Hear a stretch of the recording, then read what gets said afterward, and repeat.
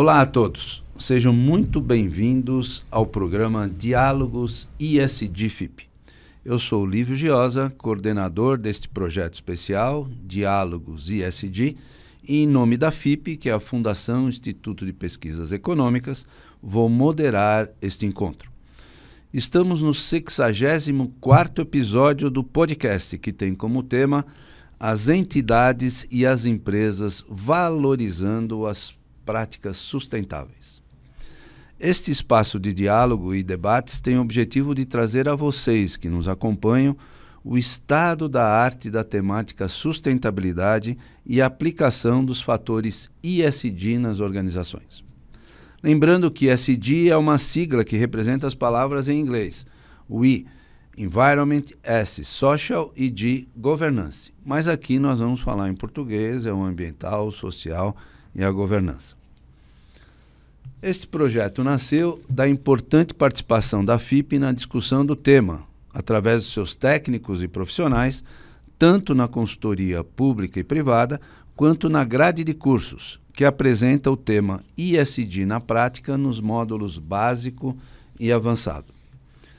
Importante também informar que o programa Diálogos ESG FIP tem o apoio do IRIS, Instituto ADVB de Responsabilidade Socioambiental, da SEBRASE, Central Brasileira do Setor de Serviços, da ANEFAC, Associação Nacional dos Executivos de Finanças, Administração e Contabilidade, do SENAM, Centro Nacional de Modernização Empresarial, da Associação Paulista Viva, da Level Group e do Sindiprestem, organizações estas que entenderam a importância do tema e os seus impactos junto a todos os públicos com que se relacionam e também junto ao mercado. Precisamos também dizer onde estamos.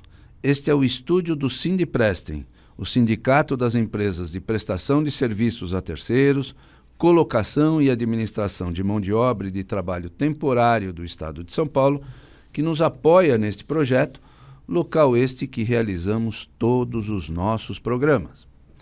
Para você acompanhar os episódios dos Diálogos ESG, basta acessar o podcast através do Spotify, do canal de YouTube da FIP e nas demais redes sociais, Instagram, LinkedIn e Facebook, e também nos canais e plataformas do Sindiprestem, do IRIS, da SEBRASE, da ANEFAC, da Associação Paulista Viva, da Level e do SENAM.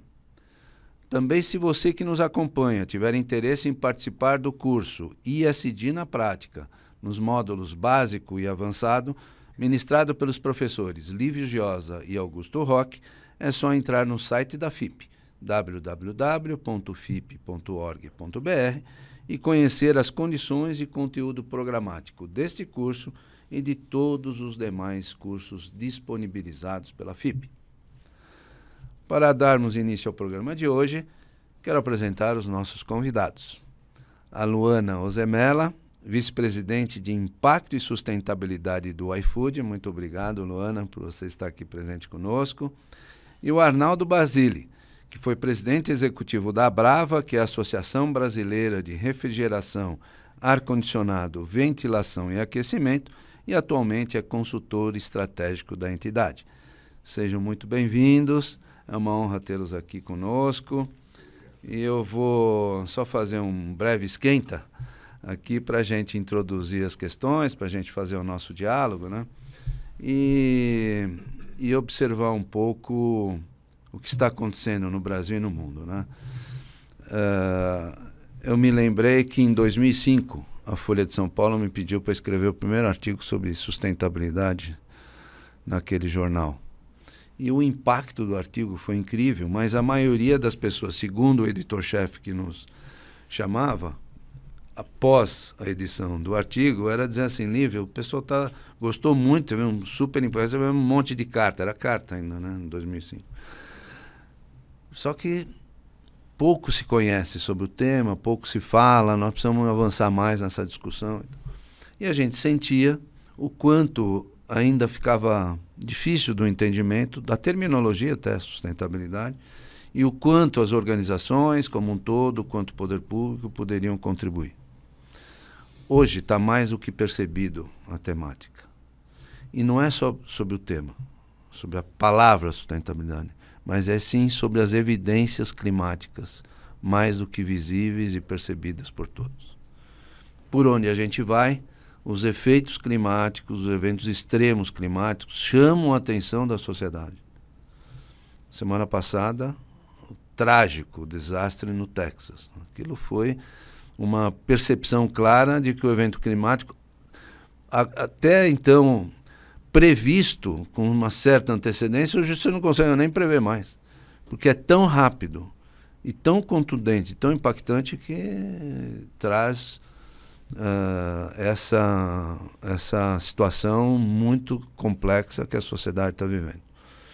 E eu me lembrando agora que no final do ano passado eu fui convidado para dar 3 palestras na Itália. Uma palestra na Universidade de Bocconi, outra na Universidade de Bolonha, outra na Universidade de Nápoles. E quando eu cheguei em Nápoles, que é o sul da Itália, nas conversas preliminares que a gente tinha com os docentes, com os coordenadores dos cursos, tal, a maior preocupação deles era pensar o que seria o verão de 2025 para o sul da Itália. E é o que está acontecendo hoje na prática. Há uma perspectiva de chegar a 53 graus de calor no sul da Itália. Teve 48, acho que na França, se eu não me engano, e está causando um impacto. E muitas pessoas idosas, Arnaldo, estão falecendo. Eu tenho parentes numa cidadezinha que tem 1.058 habitantes. Previsão é chegar a 1.800 e pouco, 900, porque só tem idoso na cidade. Portanto, o tema é para a gente gerar uma reflexão mais do que nunca e entender que tudo que nós estamos falando e fazendo tem que ser muito mais rápido do que se esperava acontecer em 2050 e 2045. E os cientistas ambientais demonstram isso, né? O que se previa para aquele período de 2050 está antecipado para 2025 e 2030. Portanto, nós temos que agir rápido. E agir rápido significa cada vez mais gente conscientizar quem nos assiste, quem nos ouve, mas ao mesmo tempo vocês que estão com a mão na massa, que têm a propriedade de poder intervir nas áreas que vocês atuam, de fazê-lo rápido. Esse é o ponto fulcral do negócio. Portanto, Luana, vamos te ouvir. Começar com você. Essa simpática, querida Luana. Por obséquio, se apresente para o nosso público e fale em linhas gerais da sua trajetória profissional até chegar a vice-presidente de Impacto e Sustentabilidade do iFood. Com vocês, Luana. É super prazer estar aqui. Eu resumiria a minha trajetória até chegar no iFood em iniciar uma carreira em tecnologia em Porto Alegre. Trabalhei 10 anos. Você é nascida lá? Nasci em Porto Alegre, vivi em Porto Alegre até os 25 anos, quando eu saí de Porto Alegre para estudar fora do país, uma bolsa do Rotary Club. E aí eu fui para Inglaterra, fiz mestrado em análise de políticas públicas e avaliação de impacto, né, de políticas econômicas. E depois continuei no Reino Unido, também com bolsa do governo escocês, para estudar economia de mercado de trabalho com foco em desigualdades raciais no Brasil, a chamada economia da discriminação, né? Então, era um trabalho muito quantitativo, né, de análise econométrica tanto do impacto das cotas raciais no Brasil, quanto do impacto econômico de ter mais diversidade no mundo corporativo, né? E aí, lá da Escócia, eu iniciei uma trajetória em desenvolvimento internacional. Eu me tornei funcionária do Banco Interamericano, me mudei para Washington, e aí lá em Washington eu trabalhei com projetos de desenvolvimento social. Eu era economista a cargo dos projetos de empréstimo com garantia soberana para país. Então, eu sentava na mesa com os ministros, ministras, vice-presidentes para desenhar os projetos de impacto social, né? A gente está falando de escola, está falando de centros integrados de serviços sociais para mulheres. A gente está falando de empréstimos para populações indígenas poderem exportar suas super sementes no Chile. Então, eu trabalhei com mais de 20 países da América Latina e do Caribe. E aí, depois do BID, me mudei com a família para o Catar. E lá no Catar, eu decidi que eu queria fazer algo mais independente. E aí, criei uma empresa de consultoria global, segui trabalhando com o BID, com o Banco Mundial, com a própria Unicef, que hoje eu sou conselheira aqui no Brasil. E lá no Catar eu criei a primeira empresa de uma mulher brasileira, de 100% propriedade de uma brasileira no Centro Financeiro do Catar, e o meu foco era muito mercado financeiro, fundos de investimento que olhassem para o tema da sustentabilidade, porque eu ainda via uma escassez de capital do setor privado nesses temas, né, no impacto social, no impacto ambiental. E nessa trajetória o iFood me encontrou e me ofereceu a oportunidade de fazer impacto social num ecossistema gigantesco, como o do iFood, né, que opera em 1.500 cidades, 400 mil trabalhadores por aplicativo, 400 mil estabelecimentos comerciais, impactando aí 0,5% do PIB. E eu aceitei a oportunidade, muito feliz. E hoje... E voltou para o Brasil. Voltei, e agora estou voltando para o Brasil depois de 20 anos nessa caminhada. Nossa, muito legal, né? Incrível essa trajetória. Parabéns, Luana. Basili, vamos lá. Se apresente também ao nosso público e relate como foi sua carreira profissional, né? Até chegar à presidência lá da executiva da Brava. Há muito tempo você esteve lá. Agora como consultor estratégico. Conta um pouquinho para a gente como foi também essa jornada. Bom, primeiramente, obrigado pelo convite. É um prazer estar aqui compartilhando esses bons momentos com vocês. Eu sou engenheiro de formação, engenheiro mecânico, com ênfase com especialização em refrigeração e ar-condicionado. Pela FEI. Pela FEI. Eu sou feioso. Somos feiosos. Exatamente. Fizemos o mesmo curso. Exato. E depois da FEI eu fiz a FGV, uma pós-graduação em finanças na FGV. Me dediquei também depois a uma especialização em marketing, pós-graduação em marketing pela ESPM. Comecei a trabalhar para empresas nacionais e internacionais do setor, sempre no segmento da refrigeração e do ar-condicionado, principalmente no ar-condicionado. Tive a oportunidade depois fazer uma especialização fora do Brasil em ar-condicionado. Também passei pelo IBGC, procurando aí uma atividade mais intensa, porque eu já estava no mundo associativo, na Brava, no caso, o Instituto Brasileiro de Governança Corporativa, e fui desenvolvendo a minha carreira nesse sentido, dividindo minhas atividades empresariais e profissionais com atividade associativa. E nesses últimos 10 anos eu foquei muito mais na vida associativa do que na minha vida empresarial, mas não está esquecido. Presidi a Brava na posição de presidente executivo durante esses últimos 9 anos. Estamos exatamente nessa fase agora, no mês de julho, passando por essa transição. Então hoje eu passo a fazer parte do board, mas numa posição consultiva, para compartilhar as informações, tudo aquilo que me foi oportuno presenciar e desenvolver nos últimos anos. E a Brava, o nome já fala, Associação Brasileira de Refrigeração, Ar-Condicionado, Ventilação e Aquecimento, vem tendo uma participação muito interessante, muito significativa perante a sociedade, por conta exatamente do impacto que os sistemas de climatização e refrigeração provocam na sociedade. Sim. Temos desenvolvido várias atividades nesse sentido, e isso tem dado uma projeção bastante relevante e de muita responsabilidade para todos nós. Bacana, nesse sentido.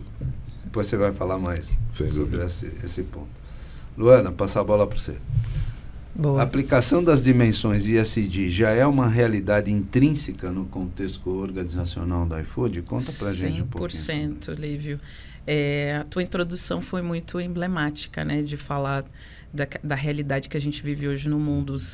Acho que pela primeira vez na história, os cientistas climáticos estão, a palavra em inglês, freaking out, né? Estão começando a dizer, caraca, aqueles 1,5 graus que a gente queria limitar, já não é atingível, mas a gente já está falando de 2. E 2 parece pouco para algumas pessoas, mas só para botar em perspectiva, é a diferença entre a gente ter 100 milhões de refugiados climáticos e 1 bilhão de refugiados climáticos. Isso é o impacto desse 0,5% de aumento na temperatura, né? E isso tem um impacto gigantesco, sobretudo nas cidades, né? E nós, como empresa, que operamos nas cidades, que temos trabalhadores que se movimentam nas cidades e estabelecimentos comerciais como restaurantes, mercados, farmácias, que dependem do comércio das cidades, serão os primeiros a ser impactados. Né? Então, a gente viu a enchente do Rio Grande do Sul que aconteceu, fecharam todos os restaurantes, né? Os entregadores ficaram sem renda, a gente teve que, então... entrar para realmente trazer um alívio, uma renda extra temporária e um programa de recuperação também, tanto para os entregadores quanto para os restaurantes que foram impactados. As praças foram totalmente fechadas, né? E num momento onde a população mais precisava da entrega por aplicativo, né? Que é quando tem chuva, quando tem vento, quando tem, né, eventos climáticos, que é quando as pessoas não podem sair, né?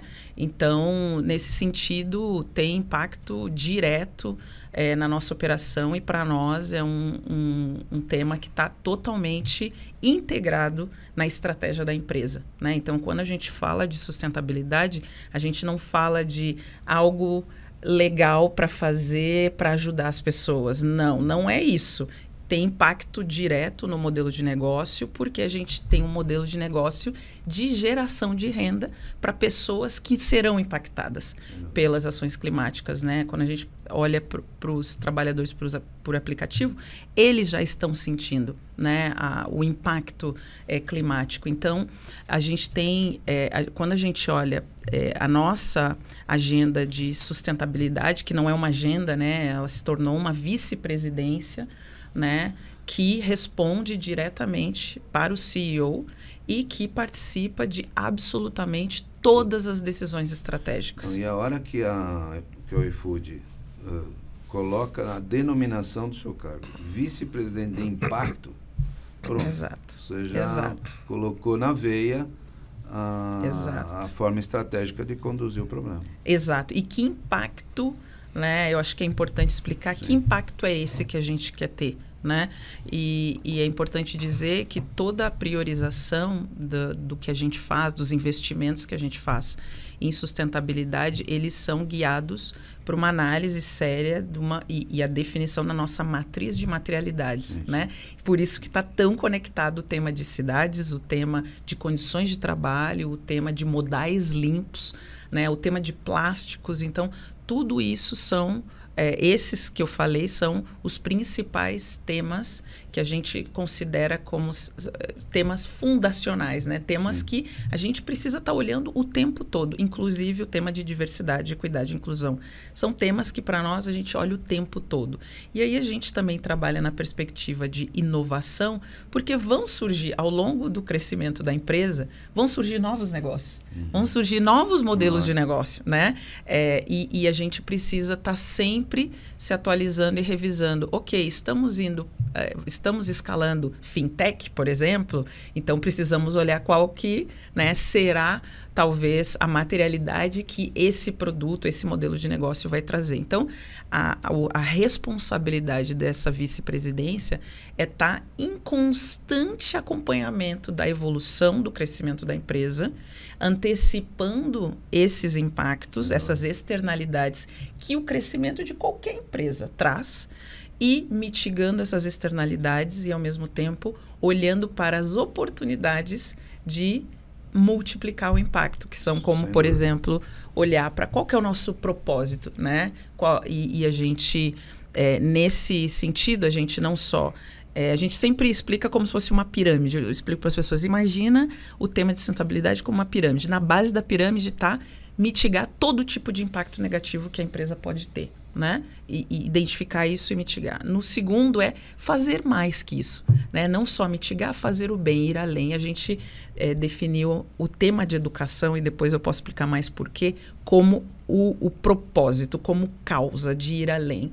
E no topo da pirâmide está o que é que na temática de impacto e sustentabilidade a gente tem uma vantagem competitiva, né? E que a gente deveria focar demais. E no topo dessa pirâmide está o tema de condições de trabalho, de futuro do trabalho, que alia, né, a tecnologia com proteções mínimas dessa nova categoria de trabalho que é o trabalho por aplicativo. Então a gente, ou seja, tudo que eu falei está extremamente conectado com o nosso negócio. Quantos entregadores você falou que estão? Hoje, ativos, são 400 mil entregadores. No Brasil. Isso significa... O iFood é uma empresa brasileira que está só no Brasil. E ativo, né, significa que fez pelo menos uma entrega no mês. Porque ao longo de um ano, a gente tem 1 milhão de pessoas que fazem pelo menos uma entrega ao longo de um ano. Mas todos os meses são 400 mil. Espetacular. Muito bom, Luana. E é importante entender, porque o iFood impacta diretamente visualmente, né? Não há uma cidade que não perceba a presença do iFood, né? Visualmente ele é percebido. Isso traz também à empresa uma outra forma de dedicar-se a essa questão, estabelecer essas diretrizes que você bem comentou. Basile, conte-nos agora o que é a Brava, né? Mais especificamente, seu propósito e principais atividades de representação do segmento. E vou fazer um comentário aqui.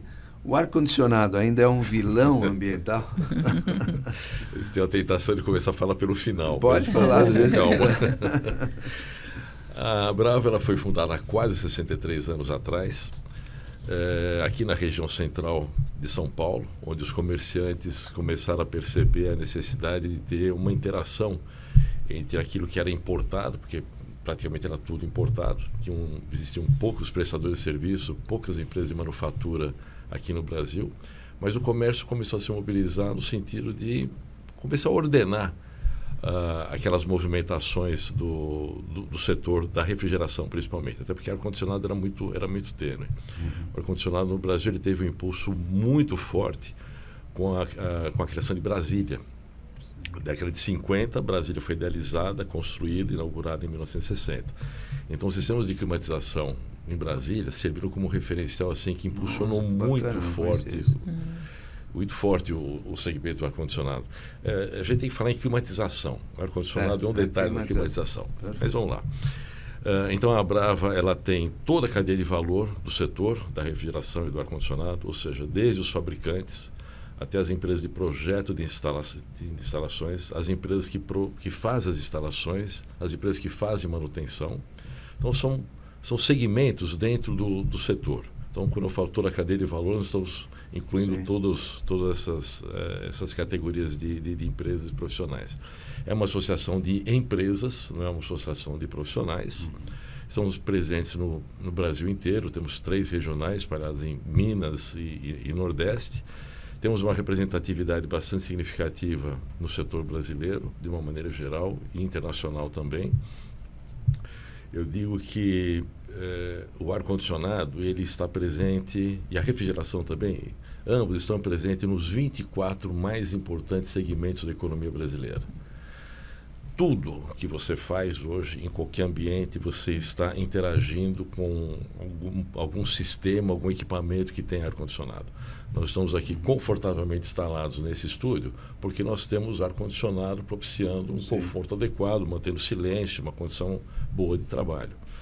Se a gente for mais a fundo, aparelho celular, que ninguém vive hoje sem aparelho celular, ele existe porque salas climatizadas adequadamente conseguem fabricar aqueles microchips. Então, sem uma climatização adequada, você nem conseguiria produzir aqueles microchips. Só para citar um exemplo. Quando você vai para a refrigeração, e aí eu sou mais contundente nesse exemplo, porque a refrigeração está presente de uma maneira mais significativa. Você não tem um ar-condicionado se não tiver um sistema de refrigeração. O aparelho de ar-condicionado ele tem um pequeno sistema de refrigeração ali dentro. Então tem muita gente que fala que o ar-condicionado é um subproduto da refrigeração. Não é bem assim, as coisas se complementam. Mas, olha a importância da refrigeração. E isso impactou todas as sociedades ocidentais e orientais. Por quê? Até 100 anos atrás, as pessoas desenvolviam a sua expertise profissional e em algum momento do seu dia ou da sua semana, eles tinham que se preocupar com a produção de alimentos. À medida que o sistema de refrigeração começaram a ser introduzidos na rotina das pessoas, se começou a produzir alimentos de uma maneira e armazenar produtos de uma maneira mais bem industrializada, armazenada e transportada. Então isso permitiu que as pessoas pudessem deixar de se preocupar com a sua alimentação e se preocupar mais com a sua atividade fim. O que aconteceu? As pessoas que estavam vivendo no campo, por exemplo, começaram a se concentrar mais nos núcleos urbanos. Sim. Então, a refrigeração permitiu essa migração para que as pessoas se voltassem mais para os centros urbanos. E isso tem muito a ver com aquela questão do bônus demográfico, que acontece exatamente nesse sentido. Então, a refrigeração e, por consequência, o ar-condicionado ajudaram muito todas as sociedades a ter essa evolução de uma maneira muito significativa. Não só na questão econômica, mas na questão comportamental também. Sim. Quando a gente fala de ar-condicionado, nós estamos falando de segurança, nós estamos falando de produtividade, porque você trabalhar, você produzir num ambiente climatizado adequadamente, você vai trabalhar com mais segurança, com mais tranquilidade e vai produzir mais. Existe um estudo feito por um cientista europeu que ele fez uma simulação que se todos os estudantes estudassem, tivessem suas atividades no ambiente climatizado, se reduziria até 10% o tempo de assimilação desses estudos. Então, a produtividade está diretamente ligada com a climatização de um ambiente adequado. Quando a gente fala de climatização de um ambiente adequado, nós estamos falando não só da temperatura, mas do controle de umidade, a renovação do ar. Sim. Estamos falando da filtragem do ar. E, Baseli, o ar-condicionado, o que você me disse? Por conta disso tudo, era exatamente para preparar o terreno. O ar-condicionado nunca foi o vilão. Esse jargão aqui foi vilão, porque muita gente atribui assim, não, mas o ar-condicionado consome energia. Claro que consome energia. Eu uso assim uma expressão que cavalo que corre, cavalo come. Você não pode exigir nada se você não tiver uma alimentação adequada.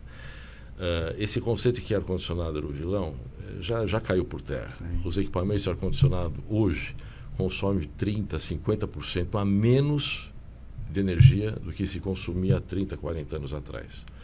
Então esse é um segmento que tem... E o gás? Eu vou chegar no gás. Esse é um segmento que ele está evoluindo constantemente. Sim. Não só na busca de fluidos refrigerantes mais adequados, que afetam menos a atmosfera, que provocam menor aquecimento, e também na busca de outros materiais para melhorar a produtividade, para melhorar a performance do funcionamento dos equipamentos. Tá? Então, o fluido refrigerante, eu vou fazer uma analogia assim contundente. É como o sangue que corre no nosso corpo. Você não pode ter vazamento. Se você tiver algum vazamento, porque tem se estiver vazando o sangue, é porque tem alguma coisa errada no teu organismo. É a mesma coisa com o fluido refrigerante de qualquer sistema, ar-condicionado ou refrigeração. Não pode vazar, não pode ter esse vazamento. Quando que acontece vazamentos? Quando acontece algum acidente, alguma manobra inadequada, uma manutenção mal feita. Então, é nesse aspecto que muitas pessoas atribuem. Não, mas o fluido do gás refrigerante ele causa problemas para a atmosfera. Sim, quando acontece um acidente, mas não é para acontecer acidentes. Se você pensar dessa maneira, automóveis, veículos, de uma maneira geral, com ar-condicionado, com os buracos que tem na rua, com os problemas que tem na rua, provocam muitos problemas de vazamento. Sim. Por conta de trepidação. E ninguém se lembra disso. Então, assim, nós temos desenvolvido sempre esse conceito nas nossas palestras, seminários, workshops, que o ar-condicionado não é esse vilão. Além dele não consumir toda a energia que se fala, e só acontecem esses problemas quando tem questões assim. Imagina os problemas que a Europa está enfrentando e o Oriente Médio está enfrentando com esses conflitos que estão destruindo vários edifícios. Imagina quantos sistemas de refrigeração e ar-condicionado que estão jogando para a atmosfera esses fluidos refrigerantes. Nós nos preocupamos com isso também. Os fabricantes que desenvolvem toda essa tecnologia vêm se preocupando há décadas com isso. Existe uma tendência de migrar esses sistemas para fluidos naturais, como a amônia, por exemplo, o CO2, são fluidos naturais e que não vão provocar grandes danos para a atmosfera. Só que você tem algumas restrições, você não consegue usar esses fluidos naturais para qualquer sistema. Então, os fabricantes de equipamentos e componentes de fluidos refrigerantes, eles vêm se adaptando, eles vêm evoluindo, vêm estudando e testando novos produtos, isso há décadas. Então, existe esse comportamento, esse compromisso em oferecer para a sociedade a melhor solução possível nesse aspecto. E você vê, Luana e Basile, que as mudanças climáticas, de uma certa forma, favorecem o setor de refrigeração. Por quê? Você pega... Vou te dar um exemplo. Eu, há 40 e tantos anos, eu frequento Campos do Jordão. Desde 1992, eu faço um estudo climático no verão de Campos do Jordão. A temperatura no verão em Campos do Jordão aumentou 15 graus. 15 graus. E algo que era absolutamente imprevisível, muitas casas hoje em Campos do Jordão têm ar-condicionado. Imagine alguém imaginar que em Campos do Jordão precisaria ter ar-condicionado. E assim aconteceu. Pega a história de São Paulo, vê a temperatura em São Paulo na década de 50 e veja hoje. Né? Com a transformação, todo mundo agora quer ter ar-condicionado. Em casa aumentou muito a temperatura, constantemente calor, muito mais calor do que uma temperatura amena, estou falando só na cidade de São Paulo. Mas essa indústria, né, teve que se adaptar a esse ritmo transformatório ambiental, né? E não só atender às necessidades do consumidor, mas também exercer boas práticas, como você está aqui falando, né? Se você permite uma complementação, o índice de penetração de ar-condicionado residencial no Brasil, ou seja, ar-condicionado em residências, é menor que 20%. Ou seja, menos de 20% das residências no Brasil tem pelo menos um aparelho de ar-condicionado. Quando você fala dos Estados Unidos, esse índice está acima de 90%. Quando você fala de Japão, é acima de 90% também. Então, é inevitável. Ar-condicionado residencial, ele vai ser incrementado. Nós já temos hoje um mercado maduro, um mercado já de reposição, de retrofits. Já estamos aí na terceira geração de equipamentos mais eficientes em operação. E a tendência é só crescer. E por quê? Um aparelho de ar-condicionado, como esse que nós temos aqui nesse estúdio que nós estamos agora, ele custa menos do que um telefone celular, um smartphone. O smartphone você troca ele a cada 2 anos, 3, 4 anos. Ar-condicionado vai durar 10, 15, 17 anos. Na minha casa eu tinha um aparelho de ar-condicionado que funciona há 18 anos. Então a tendência é as pessoas buscarem soluções climáticas adequadas para o seu ambiente e vai ser evitar o uso do ar-condicionado. O que cabe para nós todos do setor é buscarmos as melhores alternativas que consumam menos energia e que afetem o menos possível quando existe algum problema, algum acidente que vaze o fluido refrigerante. Nessa linha de evitar, né, emissões também, a gente acredita demais. Eu acho que no passado a gente fez muitas apostas de crédito, né, de carbono, ou seja, compensação das emissões, né? E a gente tem mudado a nossa estratégia gradualmente para uma estratégia de eliminar emissões, reduzir para que elas não aconteçam, porque tu está movendo o problema para algum lugar, né? Você falou da base, né? Exato. Então a gente aprendeu demais, assim, a gente plantou milhares de árvores, doou muito para o tema de floresta em pé e acreditamos muito nisso ainda e seguimos, mas a gente começou a olhar mais para dentro e disse como que a gente consegue evitar de uma maneira economicamente sustentável. Porque não basta só evitar repassando o preço para o consumidor, né? É como descobrir uma maneira, com muita inovação, busca de soluções, de modelos de negócios economicamente viáveis, para a mesma coisa, reduzir lá as emissões dos novos modelos de ar-condicionado, né? De uma maneira que fique ainda assim mais barato também para o consumidor. É o mesmo desafio que a gente tem hoje. Como que a gente reduz as emissões, reduzindo o preço, né? O custo desse modal, né? E aí o nosso foco é em modais mais limpos, seja bicicleta elétrica, seja moto elétrica. E aí, Luana, pegando o gancho da sua fala, a iFood é uma empresa que opera em várias regiões do país. Sim, né? 1.500 cidades. Como a empresa organiza seu inventário de emissões? Sim. Lembrando que a logística é fundamental na avaliação dessas emissões. O escopo 1 e o escopo 3 mexe Total. muito com isso. Conta pra gente, Luana. Algo que eu não falei talvez no início, que é importante dizer, o iFood é uma empresa de 14 anos. Bem jovenzinha, 14 anos. A logística, ela começou em 2018. Então, é mais jovem ainda a logística, aí, 7 anos por aí. E obviamente, durante esse tempo, né, a gente começou a entender, primeiro, como que a gente faz uma logística que leva muita renda para as pessoas, renda para os restaurantes, renda para os entregadores. E ao passo que a gente foi evoluindo e crescendo ao longo do tempo, hoje a gente faz 120 milhões de pedidos, né? Todos os meses, dá 1,8 bilhões de pedidos ao ano. Como que a gente opera num ecossistema em que a gente não é responsável direto por essas emissões. Sem dúvida. A gente é responsável direto até um certo ponto, né? Mas quando a gente fala de escopo 3, que são essas emissões indiretas que são geradas pelo ecossistema, né? Como que a gente faz para influenciar isso? Né? Como que a gente...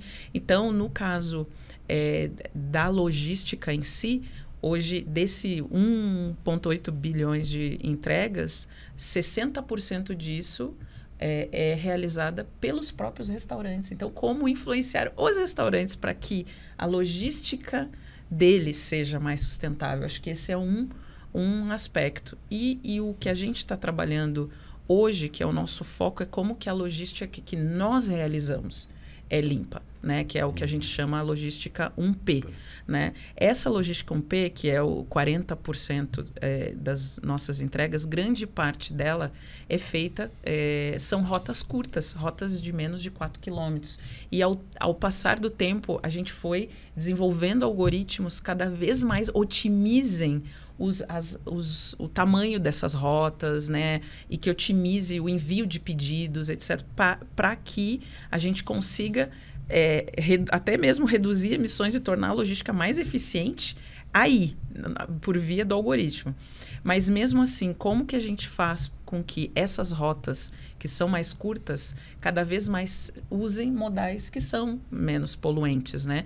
Então, a gente tem programas como o iFood Pedal, como toda a nossa frente de investimento em fundos, né? A gente investe num fundo de eletromobilidade, a gente investiu cerca de 7,5 milhões de dólares num fundo de eletromobilidade chamado EV Capital, para que a gente consiga, daqui 10, 15 anos, conseguir estar produzindo pelo menos 600 mil motos elétricas no Brasil. Então, algo que falta. Hoje a gente tem 32 milhões de motos a combustão circulando no país. O delivery representa 3% desses 32 milhões. Então, a gente acredita que sim, a gente pode ter um impacto, né? Mas o ecossistema brasileiro de motos a combustão também precisa mudar. Então, por isso que a gente decidiu aportar cada mais se vende moto, né? Exato. Então, como que a gente influencia o ecossistema? E esse fundo é super inovador, porque é um fundo que a gente... É um fundo brasileiro? É um fundo brasileiro, administrado por uma gestora brasileira, e que a gente está convidando várias empresas para fazerem parte disso, né? Então, para que a gente contribua para essa mudança da matriz energética das duas rodas, né? E dentro do iFood, a gente se colocou metas de descarbonização para que a gente também consiga cada vez mais aumentar a participação de modais limpos nesses milhões de entregas que são feitas todos os meses. Então, a gente... E aí, quando eu falo de custo, A gente partiu de um ponto em que uma entrega com um modal limpo custava cerca de 20% a 30% mais cara do que uma entrega combustão, por exemplo. E hoje ela já é 15% mais barata, com aumento de renda para o entregador. Então, esse é o processo que a gente decidiu. Ao invés da gente focar em elevar o subsídio lá em cima para isso acontecer, vamos olhar para dentro e ver se não existe uma maneira inteligente que o modelo de negócio comporte e que todo mundo saia ganhando no final. Então, mas essa redução é via ter uma moto elétrica. E não só, a moto elétrica custa muito caro hoje. Sim. Muito caro hoje. Então, o que é preciso, quando a gente fala de bike elétrica, que é o nosso foco, é como, primeiro, essa bike tem que baratear. Segundo, como que a gente cria um modelo de aluguel, né, em que o entregador consiga pagar e a gente leve muita produtividade para esse entregador que vale a pena, né? Porque quando ele compara moto a combustão hoje com moto elétrica, só para dar um exemplo, custa muito mais caro. Então, ter uma moto elétrica. Então, e falta pontos de recarga, e tem uma série de temas relacionados à manutenção, etc. Então, é como criar um modal que seja atrativo desde o ponto de vista não só de emissões, mas de ganhos mesmo. Eu vou querer esse modal porque eu vou ganhar mais com esse modal. Só assim a gente consegue escalar. E a gente usa essa mesma lógica tanto para o entregador quanto para os restaurantes. Qualquer coisa que a gente faça que diga vamos usar mais modais limpos, vamos tentar usar embalagem sustentável, tem que fazer sentido econômico para o restaurante. Sem dúvida. Então, essa abordagem de olhar de escalabilidade, né, da sustentabilidade é extremamente importante, porque eu sinto que os times de sustentabilidade hoje, esse é o principal ponto.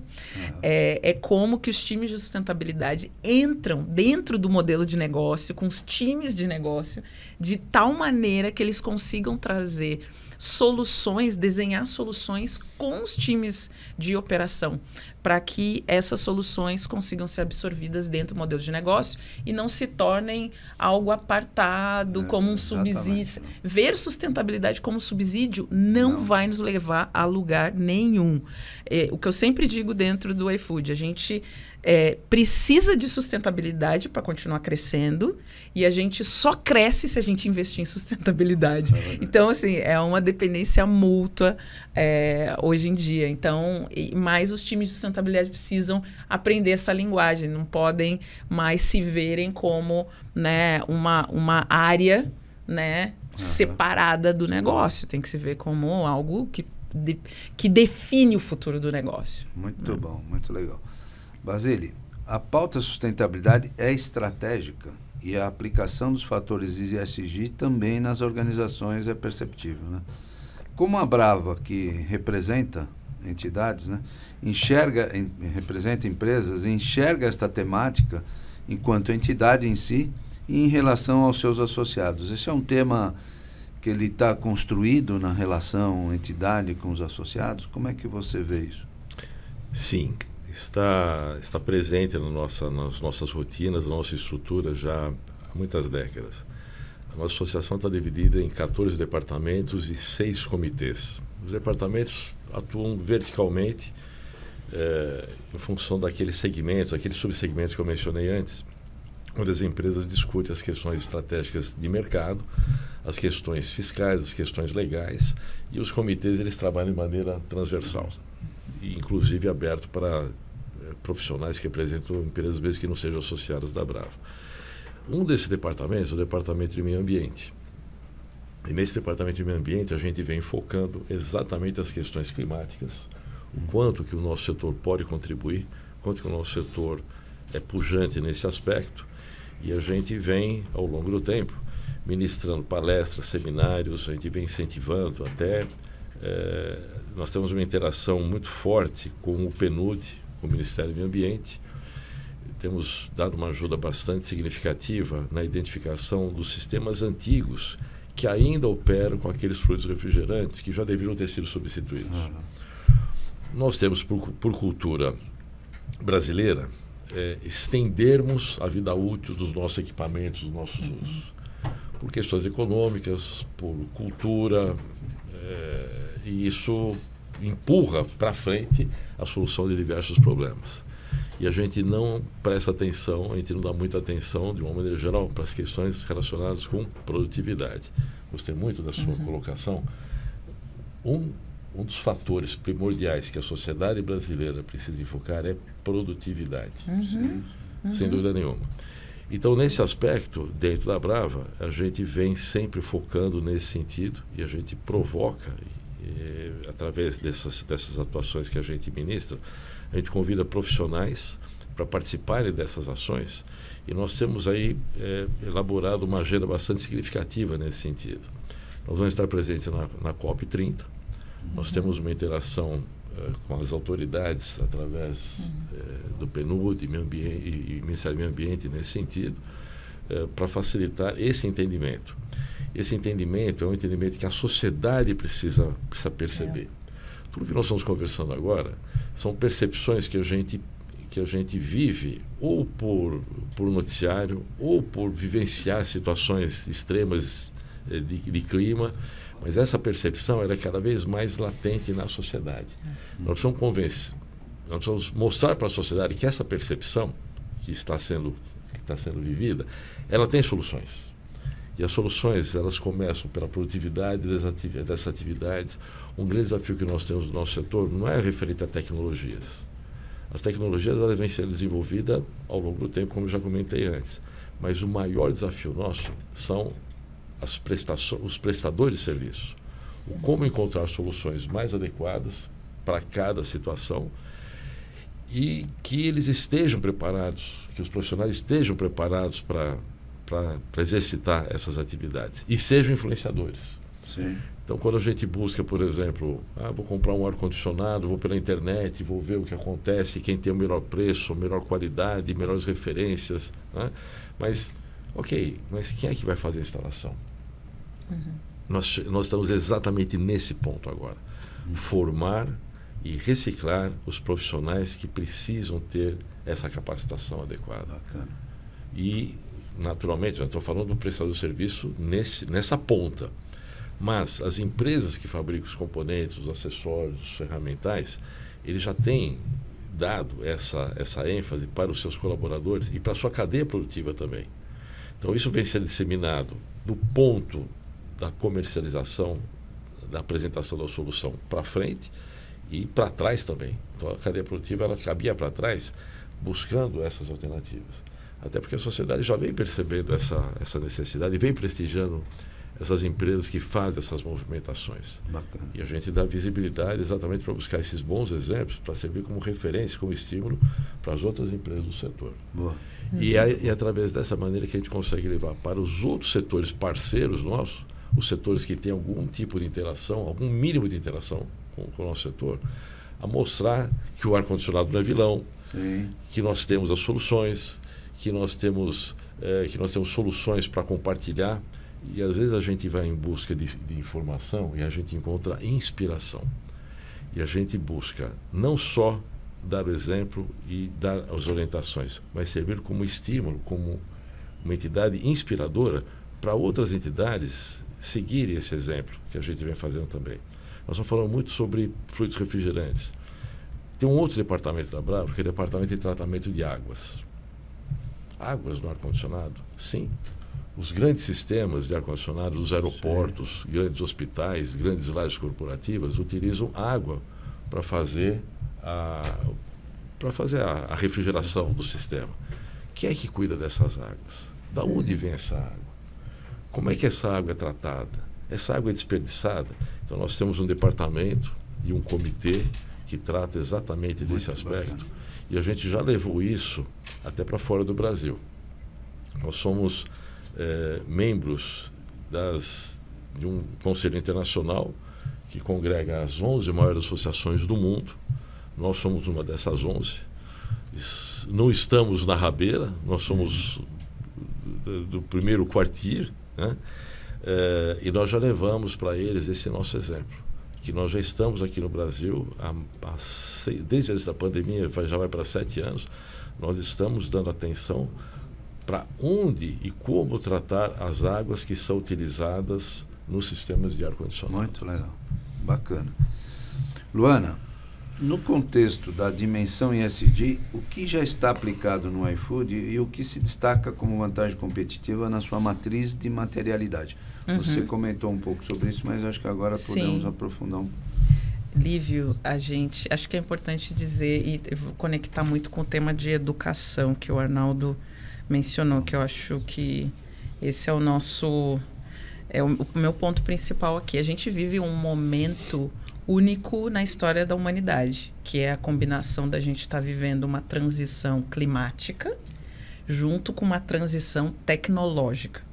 A combinação desses dois fatores vai excluir muita gente, vai deixar muita gente para trás se a gente não fizer algo realmente ambicioso e estrutural desde a perspectiva privada.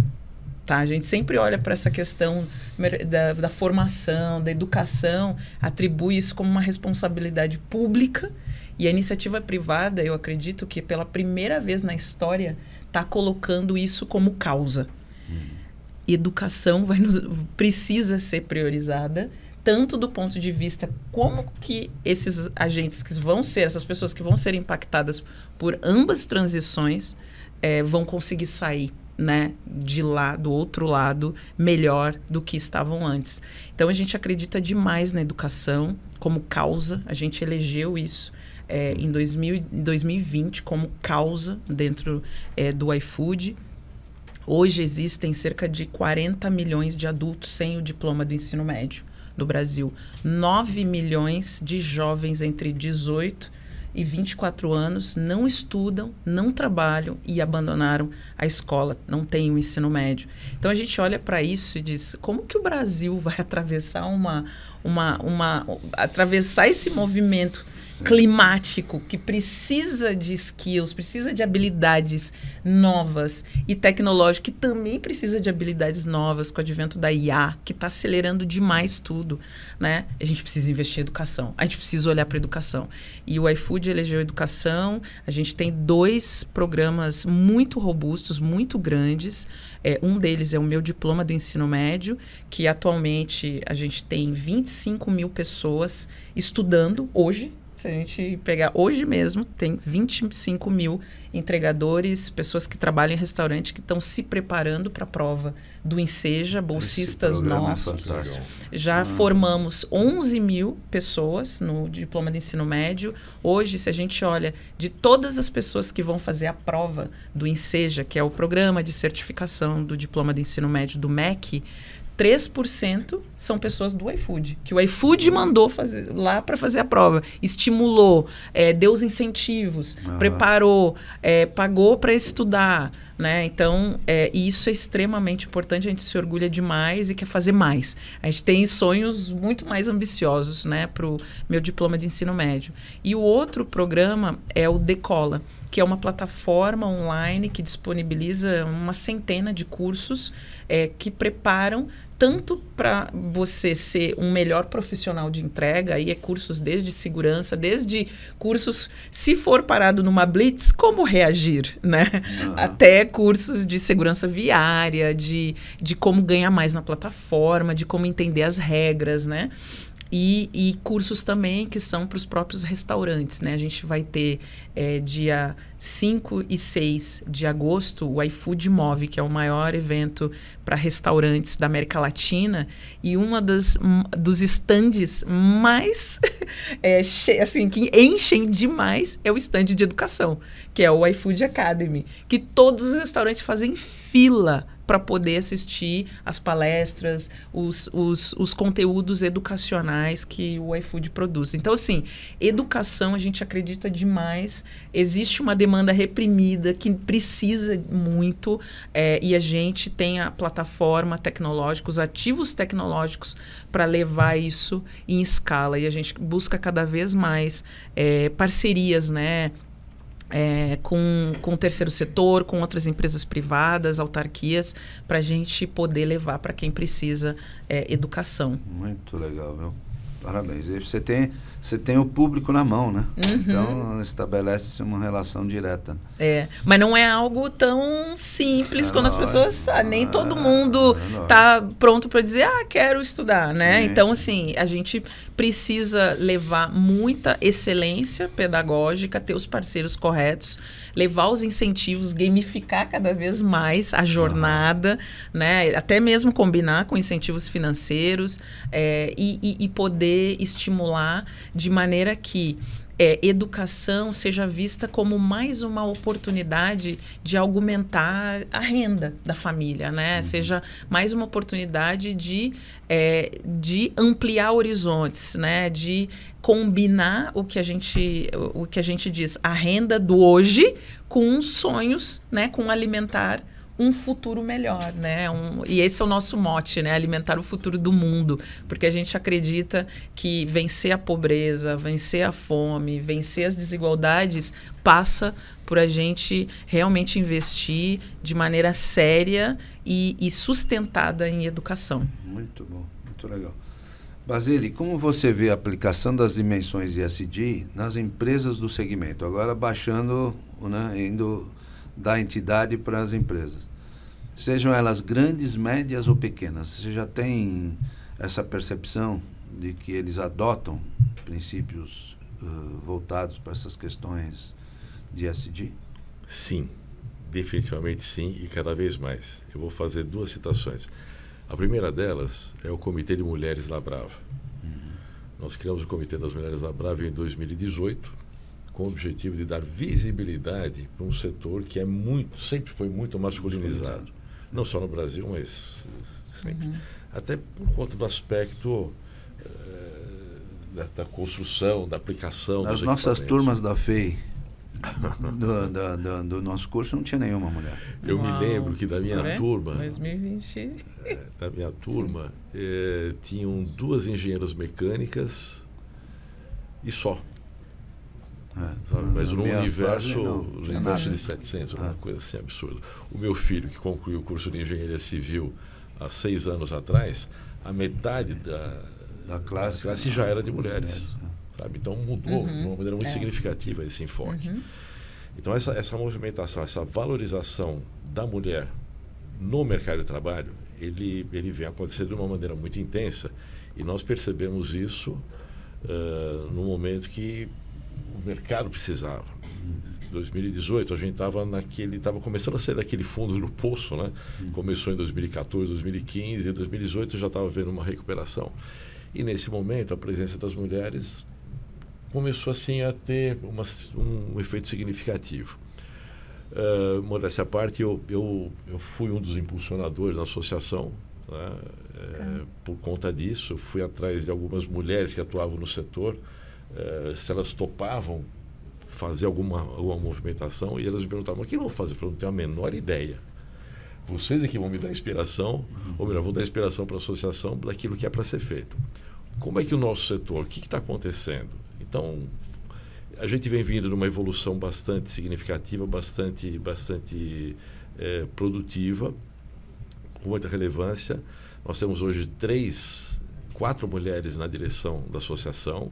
Ainda é pouco, mas é uma construção continuada, uma construção que vem acontecendo de uma maneira bastante intensa. Luana, você me permite te convidar a conhecer esse comitê? Com certeza. Vai ser tão legal eu contar com você. Muito legal. Está formalizado o convite, então.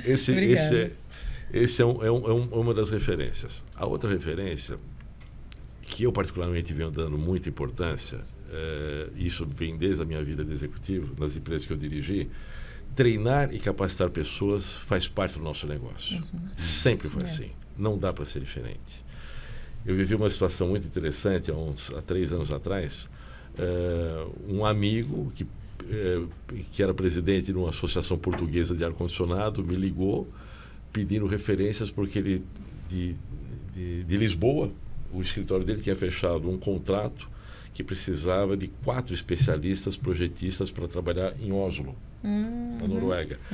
E eu brinquei, eu falei, mas escuta, você não encontra aí na Europa, você vai achar que eu vou encontrar aqui? Eu falei, pois é, aqui na Europa não estou encontrando. Estou apelando para todos os contatos que eu tenho em qualquer lugar do mundo. E conseguimos encontrar um colega em Minas Gerais que foi para lá, está vivendo bem lá, está tendo sucesso assim. Então veja, essa falta de profissionais adequados que conheçam o assunto de uma maneira mais aprofundada não é um problema só de Brasil, é generalizado. E eu comento que aqui no Brasil a gente vive uma situação assim muito particular nesse sentido. Por quê? Por conta daquilo que aconteceu em termos de economia entre 2014 e 2018, depois da pandemia, muitos profissionais saíram das empresas e foram tentar a vida por conta própria. Então, assim, profissionais que antes trabalhavam sob uma supervisão, com uma rotina de trabalho, com ferramental adequado, com orientações, com reciclagens periódicas, de repente esse profissional ele se viu na situação de eu tenho que me virar com o conhecimento que eu tenho. Então ele foi fazer as mesmas coisas que ele fazia antes, só que sem uma supervisão, sem ferramental adequado, sem as condições adequadas. Então nós temos hoje, de uma maneira generalizada, eu falo pelo meu setor, porque eu vivencio isso, mas intuitivamente a gente percebe que isso também acontece em outros setores. Quando você contrata algum prestador de serviço para fazer alguma coisa, muitas vezes você percebe, às vezes, a ingenuidade, a forma assim informal como as pessoas se apresentam e nem sempre o resultado acaba sendo bom. Estou contextualizando isso tudo porque hoje na Brava a gente tem como foco também a capacitação e a habilitação das pessoas. Sim. A formação de profissionais nesse sentido é muito importante. Sempre nas nossas atividades a gente procura fazer dessa maneira, que seja a maneira assim, o que nós podemos oferecer. Só que o que nós podemos oferecer é sempre uma parte do todo. E a gente busca orientar essas pessoas, esses profissionais que passam pelos nossos cursos, pelos nossos treinamentos, a buscarem escolas Senai, as universidades, as FATECs. Por isso que nós temos uma interação muito forte com a academia. Quando eu falo academia, eu falo das universidades, das escolas FATECs, das escolas técnicas, Senai e outras escolas técnicas também, exatamente nesse sentido. Muito bom. Para buscar a formação desses profissionais. E naquele conceito, buscar a excelência sempre. No mínimo, um grau de conhecimento aprofundado para exercitar com dignidade aquela atividade que está exercendo e ser competitivo. Ser competente e ser competitivo. E competitividade é aquilo, é fazer o certo pela primeira vez. Não é ter que fazer pela metade de qualquer jeito hoje, voltar amanhã para consertar. Isso não é competitividade. Então a nossa preocupação hoje é o mercado demanda profissionais. Eu toda semana recebo pelo menos 1, 2 ligações de amigos, de pessoas do setor, buscando profissionais nos diversos setores. Tivemos colegas empresários que até tiveram alguma dificuldade em manter algum contrato de manutenção porque não conseguia formar a equipe. Então a falta de profissionais ela é forte. Sem dúvida. E aqui no Cineprest, então, que a gente discute o tempo todo essa dimensão, sem dúvida alguma. Luana, como o iFood, nas suas operações, comunica ao mercado as práticas de ESG que você já nos comentou? O iFood ainda organiza e publica um relatório de sustentabilidade? Sim, a gente comunica de várias maneiras. Uma delas é o relatório de sustentabilidade. O último já está publicado na página do iFood. É fácil de encontrar, só botar no Google também. Relatório de sustentabilidade iFood, vão encontrar. E o próximo vai ser publicado daqui a um mês, mais ou menos, a gente vai ter. E aí é um inventário. Que é o de 2024. Exato, 2024/25, exato. E aí tem todas as iniciativas, os resultados, os impactos, etc. Tá tudo lá. Inclusive, dados da operação do iFood, tudo que a gente vem discutindo de regulação do trabalho, tema das proteções mínimas, a parte ambiental. Então, tá tudo lá. E a gente também comunica sobre, de maneira, por exemplo, o iFood também ele capta doações dos clientes, né? Então, via o app. Então, se tu vai lá fazer um pedido, pode ser que apareça, né, alguma organização relacionada à educação, relacionada ao combate à pobreza e à fome, relacionada ao tema ambiental, e toda a doação é repassada de maneira integral para essas organizações, e a gente também tem relatórios de prestação direto, né, de transparência direto para os consumidores. Uma terceira maneira é pesquisadores e instituições acadêmicas, né, que estejam interessadas em estudar os dados do iFood sobre mercado de trabalho, sobre o profissional de entrega. A gente disponibiliza uma base de dados anonimizada, mas os microdados numa sala segura do INSPER. Então, qualquer pesquisador do mundo inteiro que quiser estudar sobre o trabalho de plataforma, usando dados do iFood, tem acesso a esses dados também. E, obviamente, a gente usa muito, né, as redes sociais para publicar as nossas iniciativas. E eu acho que algo importante dizer é que o iFood é uma empresa de capital fechado, né? Mas os relatórios que a gente produz de sustentabilidade seguem os padrões globais de empresa de capital aberto, né? Então, todas as informações estão lá e disponibilizadas. Muito bom. Parabéns. Parabéns. Muito bom. Basile, vamos lá. Você acredita que o segmento de ventilação e refrigeração pode incorporar um programa de redução das emissões de carbono, não só nas suas atividades principais, mas também em toda a cadeia produtiva? Isso é discutido lá? Sim, isso é discutido, e principalmente em função das empresas que já têm as suas políticas, né? Suas políticas socioeconômicas, e a gente procura sempre dar visibilidade para essas empresas, para que sirva como referência para as outras empresas. Até porque, com essa competitividade cada vez mais acirrada e a exigência que os empreendedores têm feito para os seus prestadores de serviço, isso é muito importante. Só para ter uma referência, a Bravo foi uma das primeiras, se não foi a primeira associação do Brasil a estabelecer o seu compliance. E na época, eu trabalhei muito nisso. Na época eu era responsável pela área jurídica, apesar da minha formação não ter nada a ver com questões legais. Mas quando a gente estabeleceu o nosso compliance, a gente já sinalizou a seriedade com que a gente queria trabalhar e aquilo que se esperava das empresas. Então, muitas empresas vieram participar da associação por causa do compliance. E outras empresas de cunho internacional que pensavam até em se desfiliar por algum descontentamento, sei lá o que for, ficaram na associação por causa do compliance. Então, o compliance ele foi o gatilho para a gente dar esse ordenamento, para convidar as empresas a prestarem atenção no ordenamento internacional do que estava acontecendo. E o que está acontecendo agora vem pós-compliance. Falar em compliance hoje é chover um molhado, mas as empresas hoje já entenderam que as questões relacionadas com ESG, no total, elas implicam um diferencial para participarem de concorrências. E já é sabido internacionalmente que muitos fundos de investimento têm prestigiado as empresas que têm os seus compliances e têm as suas políticas de ESG bem estabelecidas. E evidenciáveis.